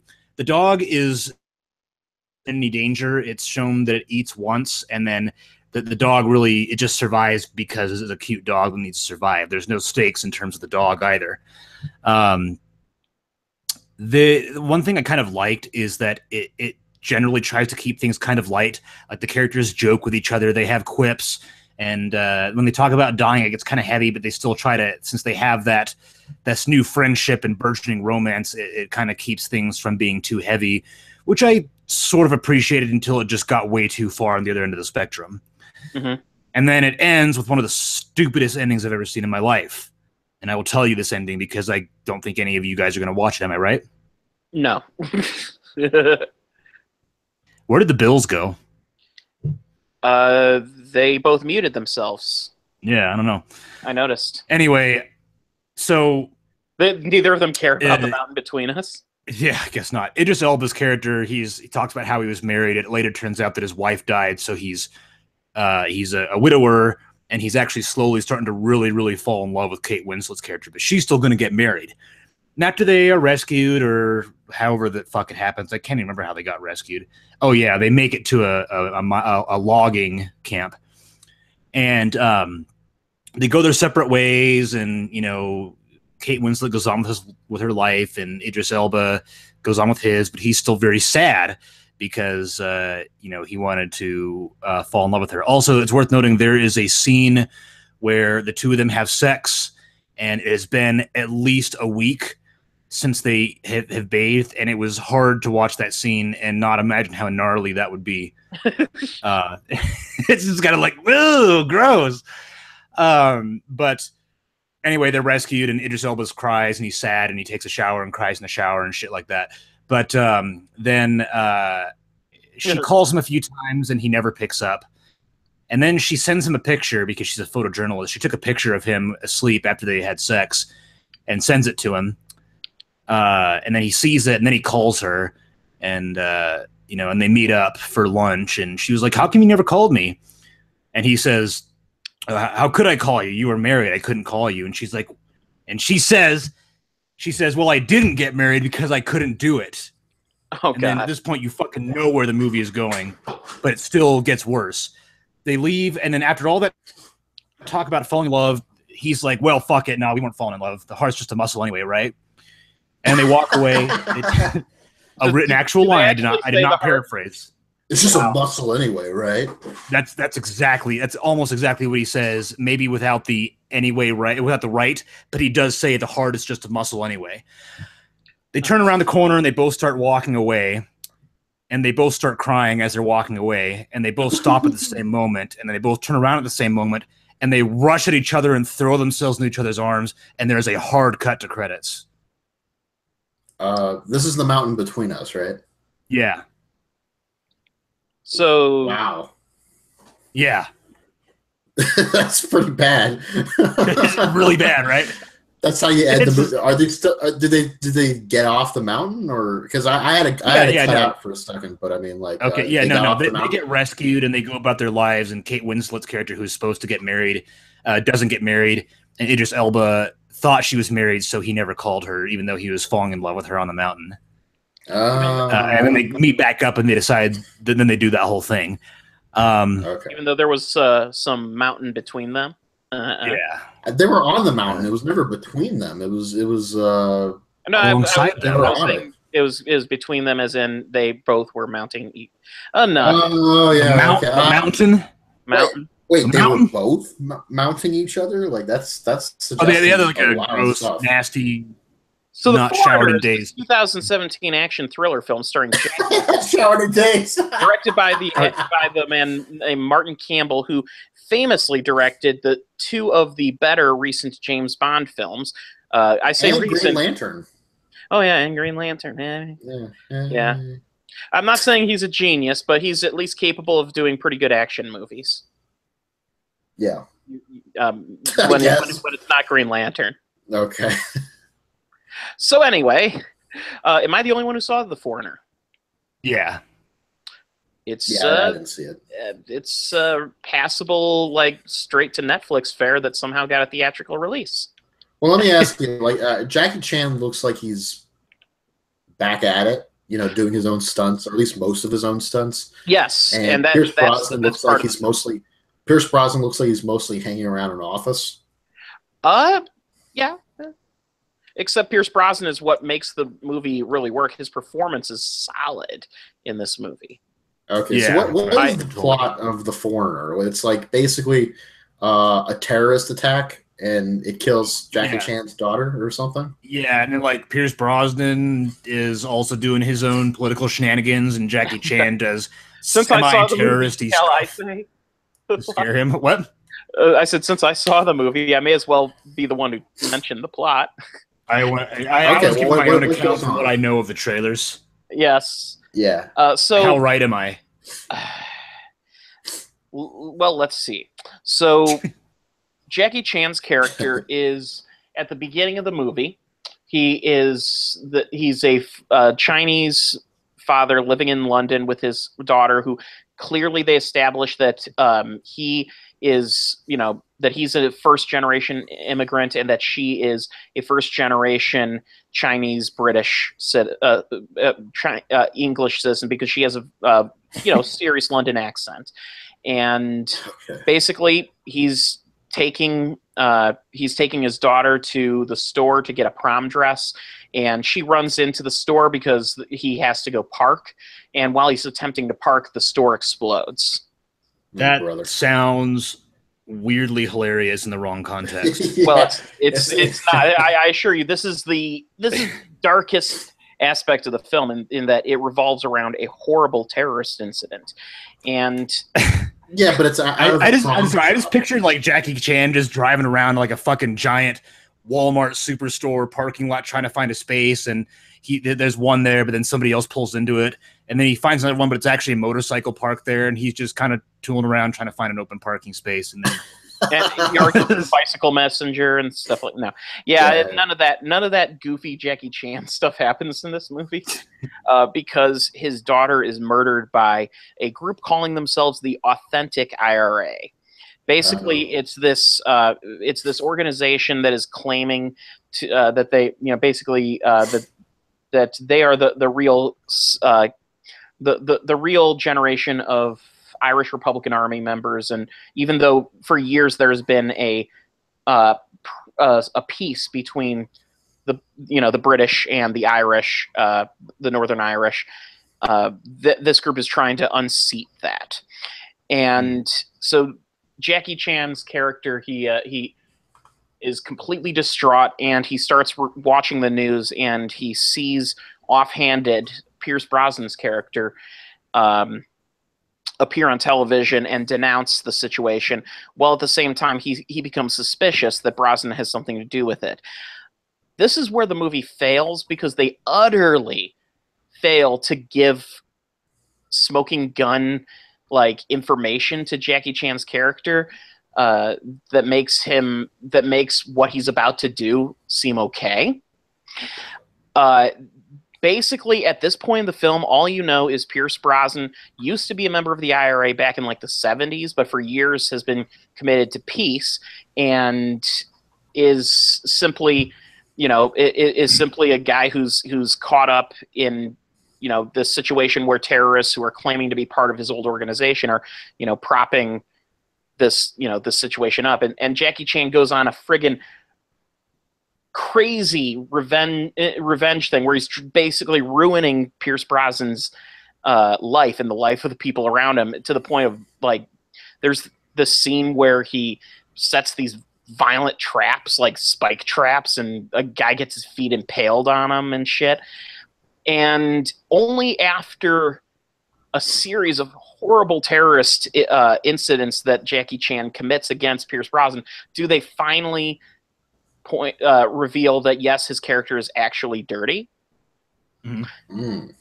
And the problem that it has is, so you've got this first half hour, 40 minutes of the movie where you think that Jackie Chan is just this crazy motherfucker who picked a name out of a hat to blame for this incident, and as just going after Pierce Brosnan. And the problem is Jackie Chan is absent from this movie for large swaths, and Pierce Brosnan effectively becomes the main character for the middle part of the movie. And so for a good portion of the movie, you think that Pierce Brosnan, that Jackie Chan is actually kind of the bad guy. Yeah, I mean, a bad guy with a damn good reason to be angry, but then they pull the Hollywood plot twist of Pierce Brosnan was sort of in on it, although he didn't want people to die, so he's not as bad as the real bad guys. And blow it up, but don't let people die. Yeah, that's pretty much. It's funny that you say that, because from all the trailers and stuff, I called it right away that Pierce Brosnan's character is doing some shady stuff. Oh, of course. And the trailers give away that twist. That's the thing. I decided to go into the movie trying to, shed what the trailer said, and so that's the perspective I went in. I'm relating to you how it felt watching the movie. I knew Pierce Brosnan's character was going to be a villain, but that's not the way the movie plays it. And anyway, so where the movie starts becoming entertaining again is when Jackie Chan gets to do his fighting thing, because the IRA plot is a very dispensable kind of espionage sort of plot that's not particularly all that interesting. But when Jackie Chan gets to do his fighting, the movie becomes fun. And honestly, even some of the darker moments earlier when he's kicking people's asses, I found myself laughing out loud, which, considering how heavy the tone of the movie is supposed to be, I'm not sure you're supposed to laugh at the things he's doing.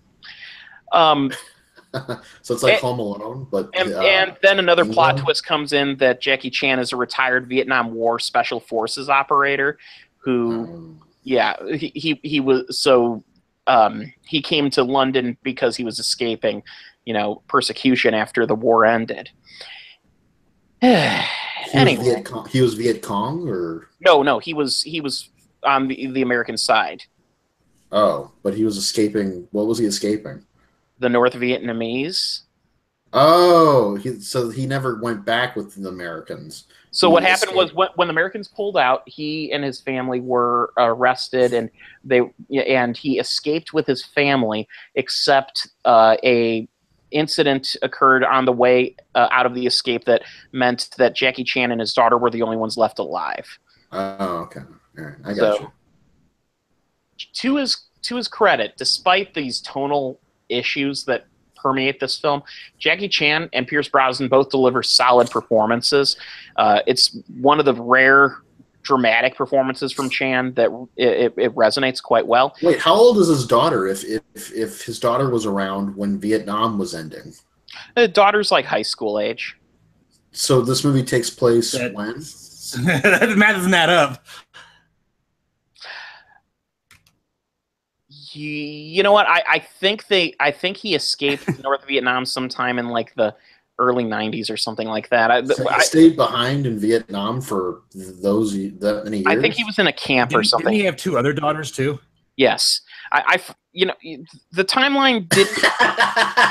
Now that you mention it, I'm gonna have to rewatch the movie to be sure. Don't. Oh, okay. Well, I'm not going to rewatch this movie, but I feel like I almost. I'm sure that there was some explanation, because that would be one hell of an amazing plot hole. You're right. That sounds like they dug themselves deep. I didn't even think about that, but you're totally right. I'm pretty sure there was an explanation. So anyway, I'd like to hear that. I gotta credit Pierce Brosnan though, because this movie is basically every scene in the movie is Pierce Brosnan's situation getting worse and worse, and he plays it off quite entertainingly, because he's just like, oh fuck, what now?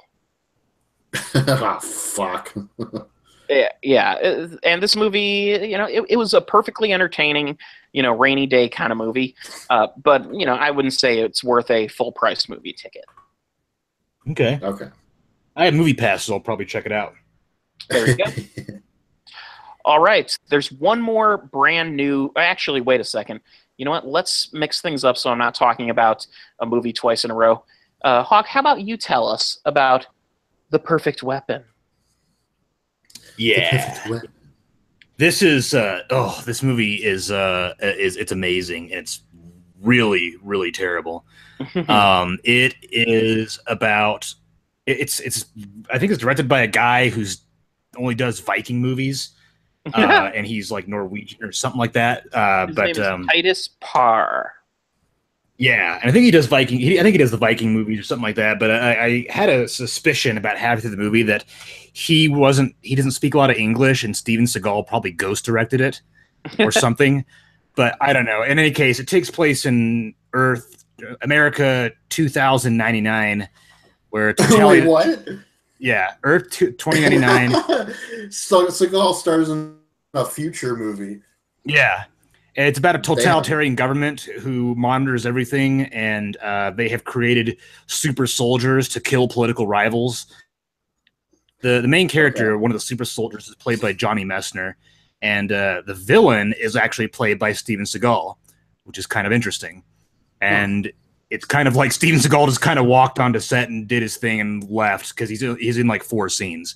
And one of his best scenes is he's talking to one of his lackeys, and I can't remember the exact context of the scene, but he's like, see, this is how it works. And he grabs the guy's hand. If I move up, I move you up. If I move you down, you move down. And he's like moving the guy's hand. He's like, and none of it hurts you. And there's really nothing else offered in terms of context for that scene. I was kind of Steven Seagal talking. He doesn't break his hand or something? Or?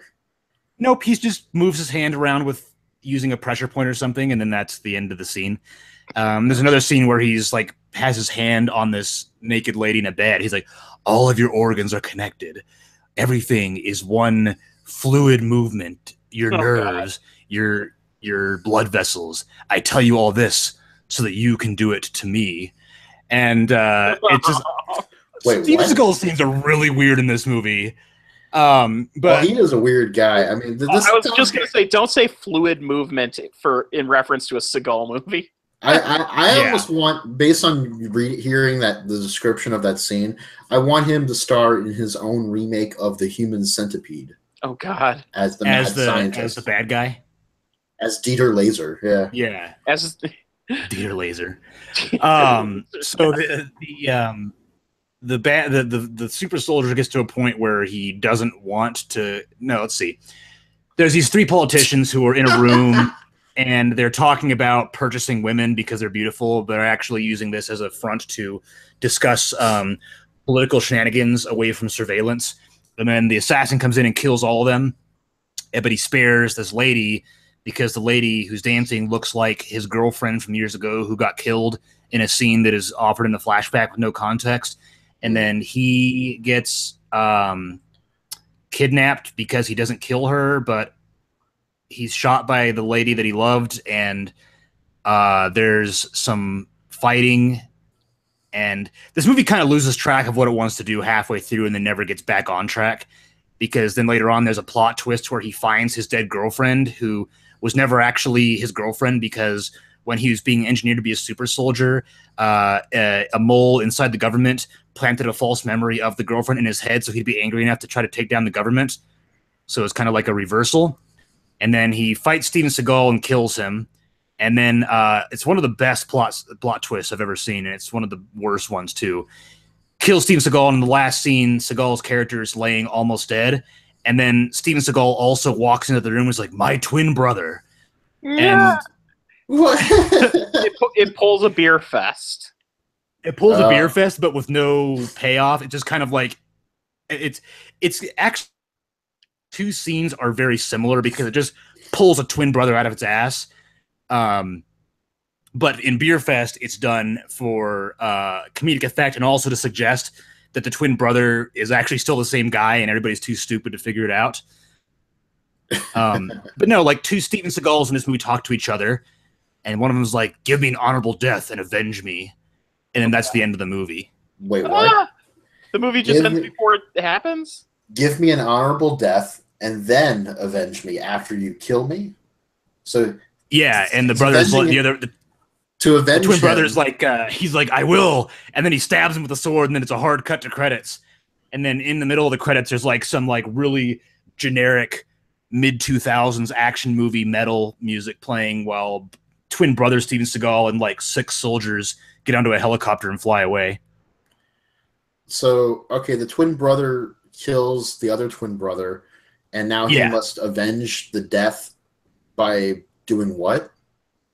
Because he was the one that killed him. So what? Well, how is he? Well, I mean, he was like half dead, and so like because Johnny Messner's character killed him, brought him within death. Finishing the job. So he's like, instead of me laying here and bleeding out, give me an honorable death. Now, you would think that maybe he'd like cut his head off. I don't know what an honorable death is or what Steven Seagal would consider an honorable death, but he kind of just stabs him with a sword. There's just some really funny stuff in this movie. There's other like really funny stuff in the movie. Like one of the characters during a gunfight takes cover behind cardboard boxes, and ends up the cover is perfect. There's a guy who like fires a machine gun, and he's visibly he like winces and squints as he's firing it, like he's not comfortable firing this weapon. That's something to look for in movies. It happens a lot more than you might think. Yeah, it was very obvious in this one. It's really amazing. There's a scene where a guy opens a bottle of champagne with a katana. Yeah. For no reason. He's like shink and it's spraying out, and like a bunch of people just start clapping and cheering. And it's like, I don't know what the fuck they were thinking and why nobody at any point spoke up and said, "Hey, what are we doing? Can I just what are we doing here? Can I offer some input and say that this is fucking stupid?" But I'm gonna write a rip jaw recap on the movie because there's just so many moments of the movie that are hilarious and just like, what the fuck did they just do? But that is on Netflix, and it is a true treat for fans of bad movies. Hmm. Like, I'm almost kind of disappointed we missed this one in our Survive series, Ken. Well, I am so fascinated by that. I will certainly make it a point to try to check it out. Yeah, it's I don't even know. There's a guy that has a red stripe on his goatee, kind of like in the in a cartoon or something. No, the Len Kabasinski. Oh, there's a character in one of his movies that has a big beard and a red stripe down the middle of it. Mm-hmm. Yeah, that's all I have to say about that. It's something.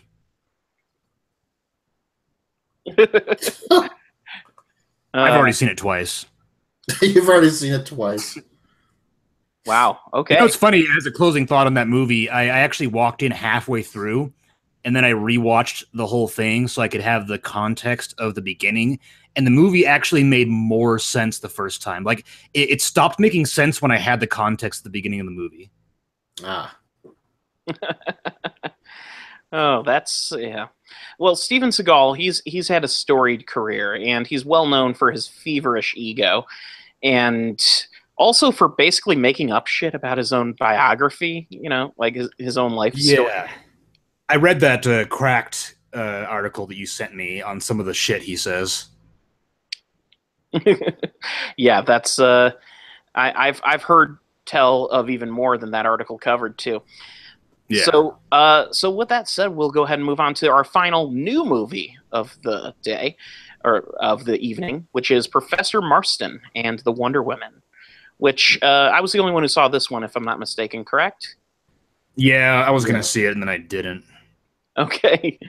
Well, it's definitely worth watching. Let me go ahead and count the ways. How did you describe it to me? You said as a biopic, you would rate it better than the fucking the one about the Eddie Redmayne as a lady and Capote. Well, no, what I was saying is I was saying that biopics have a wide range of quality, and it ranks this movie. It ranks somewhere in the upper middle half. Is what I was. But I actually thought this was the Danish Girl is the rock bottom, in my opinion. Danish Girl, that's right. I thought this was a documentary until I saw the trailer. So, Professor William Moulton Marston. Let's start with that. He was a American psychologist, and he invented the lie detector machine. He was published as a psychologist. He had some theories that he was espousing at the time that were kind of radical. He was also a feminist, and his wife, named Elizabeth Marston, was also very much a feminist. And the two of them got along quite well together and were popular. He was a popular lecturer at the college that he worked, and she was his assistant at a time when, while she had all the credentials to get a doctorate and become a professor, they wouldn't basically let her because she was a woman. There was a lot of things riding against her. And one day, Professor Marston and his wife meet this student of his named Olive, and they pull her into a series of experiments that are meant to test the lie detector machine that they are working on. And sexy things start happening. It starts as flirtation, and there's some argument between the two. Then the three of them, and that the jealousy turns to mutual admiration, to love, and to boning. And so pretty much, long story short, the three of them end up moving in together in a situation where these two women are effectively living with Professor Marston and the three. It's a three-way couple basically. So their relationship is very fluid, much like Steven Seagal's. Well, Why'd you say it like that? Well, let's say there's plenty of fluids involved. Well, I didn't mean it. No, the relationship is very fluid. Fluid with an upward inflection. Now, at the end of the sentence. I should mention that this happened in the 1920s. Yeah, so it's very progressive. And of course, well, I rather than calling it progressive, I would say it was a while that is equally unusual of a relationship nowadays, it was really unusual back then, and so the professor ends up losing his job when word of this three-way relationship, the three-way romance, so to speak, leaks out, and in desperation for money, to try to get word out about his way of seeing the world, he invents Wonder Woman, the comic strip, the comic page, and it's a true story. You know, this guy who was into that. Now, also the relationship, which I didn't even get into the side aspect, that this three-way relationship is also a BDSM relationship. Nice. Yeah, and Beat me to it. Yeah, so what's fascinating about this movie is how sensitive and earnest it treats everything. It never for a moment judges the fact that they're choosing to go about this very unusual way of living their lives. While at the same, it doesn't feel exploitive, even though there's a lot of sexuality in this movie. It's not over the top to the feeling of it, you know, of it making fun of any of the characters or saying, you know, trying to exploit it. The performances between the core cast, Luke Evans, Rebecca Hall, who plays Elizabeth, and Bella Heathcote, who plays Olive, all just you completely buy this relationship and that they would want to live together, which is really fascinating. And another story that I have to tell, because this happened when I was in the movie theater, this is not a superhero movie to take your kids to, because a father totally did that. And 40 minutes into the film, it's like, oh, it's a Wonder Woman movie. Yeah, kids, come on, let's go see it. Oh yeah, I guarantee this father probably read months ago that Wonder Woman was a movie that was coming out, and he saw the poster for this and said, oh, let's get 2 tickets for Wonder Woman. And he brings his probably 8 or 9-year-old kid. They go into the theater, and for the first 40 minutes I keep hearing the kid, you know, say comments like, this isn't Wonder Woman. And the father's like, I know. And they're not moving, and I'm thinking, what's going on? And then it's I normally I'd get angry for, you know, people talking in a movie, but I thought it was just such an absurd situation, seeing this father who clearly did no research and is being punished for his mistake. And that child learned some things about human sexuality that day, more than you would get in any 8th grade class, any like elementary school classroom. That's for sure. They left 40 minutes in just before. It was one of those things where there's this ramp up to what you know is going to be a sex scene, and it's, you know, the first time that there's actually a sex scene in the movie, and I just knew, okay, they're going to leave now, and they totally did. Which, by the way, he left before the sex scene happened, but he didn't leave before an extended sequence involving a sorority spanking thing. Like there's an extended sequence in which you see them observing the sorority party called a baby party, where the new inductees of the sorority have to act like babies, and the sorority sisters have to treat them like babies. And if they screw up, they get spanked. And Wonder Woman. That's the next Saw movie too. It sounds like Jigsaw is what you're saying. It sounds like the next Saw movie. The trap. Yeah, Jigsaw. Yeah. So my main criticism of the movie is that it, as far as biopics, it really doesn't. Beyond just telling the story, it doesn't attempt to do all that much else to distinguish itself. It feels very much like a solid, well-made biopic. But the thing is, that's a formula, and formulas can get boring from time to time. I'm not saying that this movie's boring, because there's just too much interesting stuff happening to call the movie all boring. But it's just one of those things where I know that it it would have been interesting, if he was still making movies, to see someone like John Waters take on this subject. I don't know if I'd want to see that. Actually, fucking Divine play the model for Wonder Woman.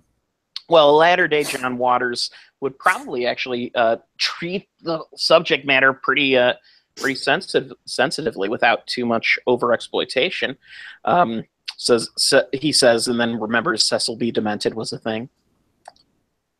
I like Cecil B. Demented. Oh no, I'm not.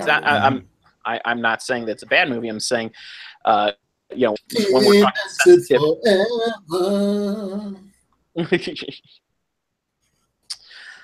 All right. So, anyway, any dang way.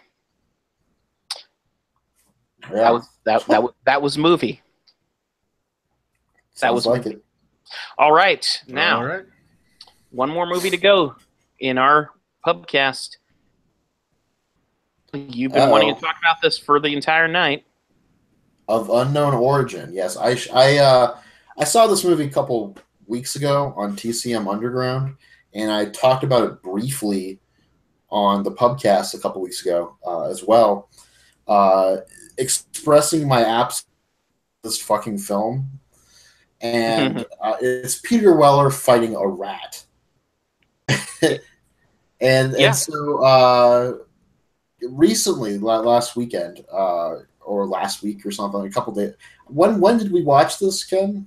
It was over the weekend. It was over the weekend? Okay.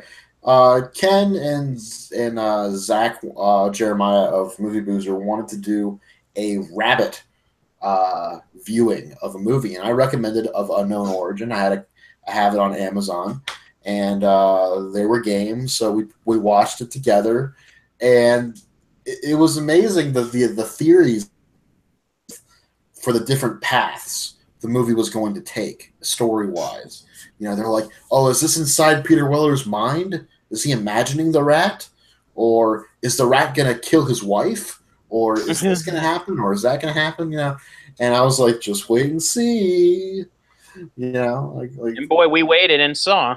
Yeah, really. And this is a George Cosmatos film or joint. He is the director of such great classics as Cobra and Rambo: First Blood Part 2. Yes, and Tombstone, which was a huge hit in the 90s. So now I've talked this movie up a bit. Ken, going into this as a novice, what did you think of Unknown Origin?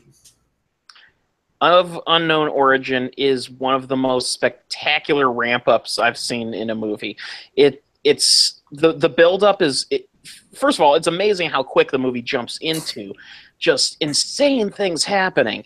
But no matter how crazy shit gets, it's not crazy enough, because it just gets weirder and weirder and weirder and weirder.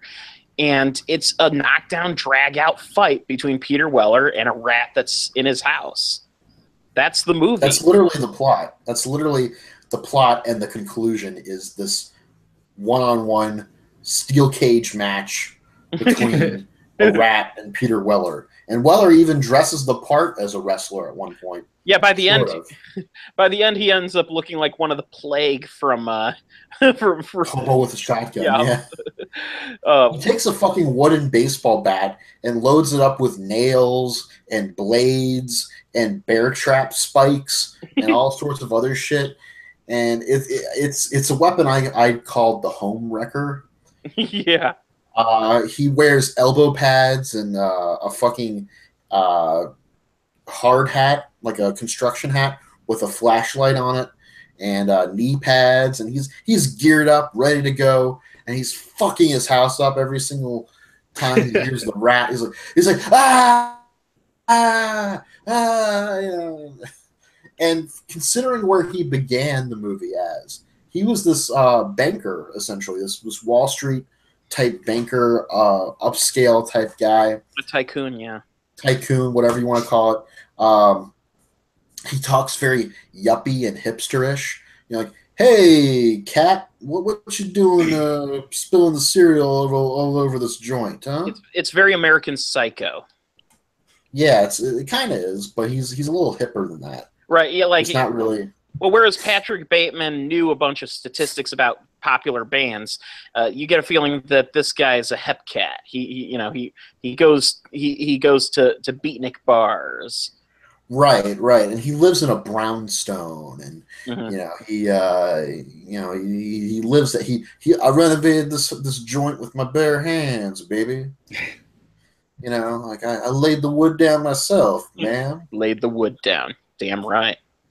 Damn right, And once the rat makes its appearance, and from the get-go, we see the rat. We don't see the rat. We see the rat vision. Rat vision. We see he leaves the house for work, and the first instance of rat vision is the rat looking out through the blinds of the window at Peter Weller as he's walking away. And it gives the impression that the rat is like friggin' 8 feet tall, by the way. Right, and the rat does change sizes a couple times, given where he's at. If he's in the air ducts, or if he's in the wall, or if he's just on the ground or something, his size changes, depending on the circumstance and setting. But so that's a little bit of a continuity thing. But whatever. The rat's a pretty smart and wicked rat. He fucks with Peter Weller. He's a radical rat. He fucks with Peter Weller in so many wonderfully psychological ways. He plays the piano at one point. He kills a cat. He messes around with this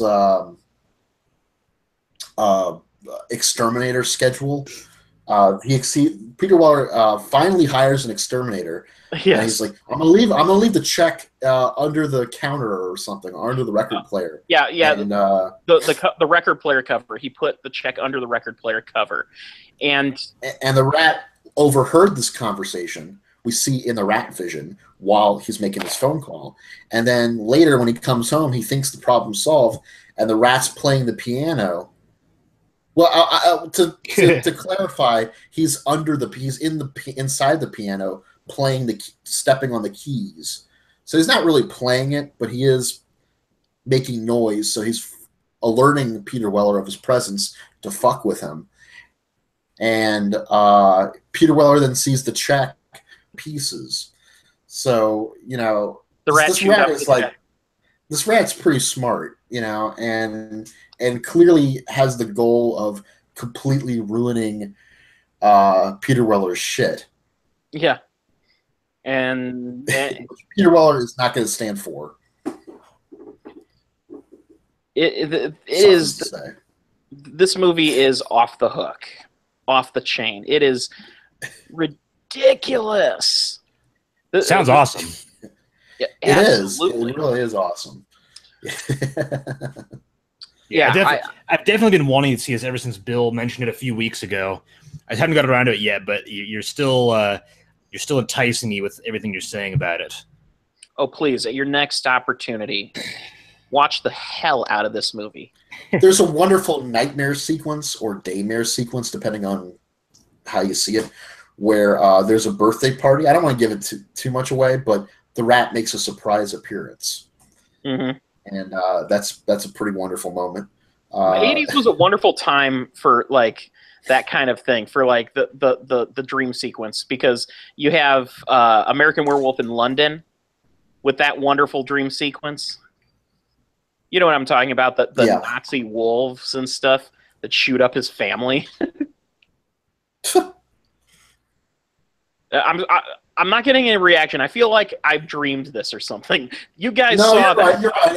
I think we're just tired. we're not even Nazi wolves will bring us out of our slumber. And they really should, because that's Nazi That wolves. sounds like the very thing that would. Yeah, right. But yes, of Unknown Origin, get your copy today. At your local store. I will do that. Yes, it is on Amazon. It is probably on YouTube, I think. Not for free. You have to, rent it, but or buy it or something. But it is on Amazon for sure. That's where I have it. All right. Yes. So, with that having been said, do we have any other topics to discuss this week? Yeah. All right, so we'll just summarize by mentioning that this coming weekend we have Geostorm coming out, Only the Brave, Same Kind of Different as Me, The Snowman, and Tyler Perry's Boo 2, Amadia Halloween. Amadia? Amadia. Medea? I'm not even attempting to pronounce it correctly. Okay. Oh, okay. Shouldn't it be like a Boo 2, a Squeakquel or something? Like, it sounds like or Boo again. Or Boo Amadia Halloween 2. I think Boo 2 is so awkward. Yeah, I don't know. It's also uncreative too. Boo 2 is the spooky version of U2. Sunday, bloody Sunday, woo! I feel like trash. You make me feel clean. Ah! Still haven't found what I'm. Woo. Okay, that's not good. That's just terrible.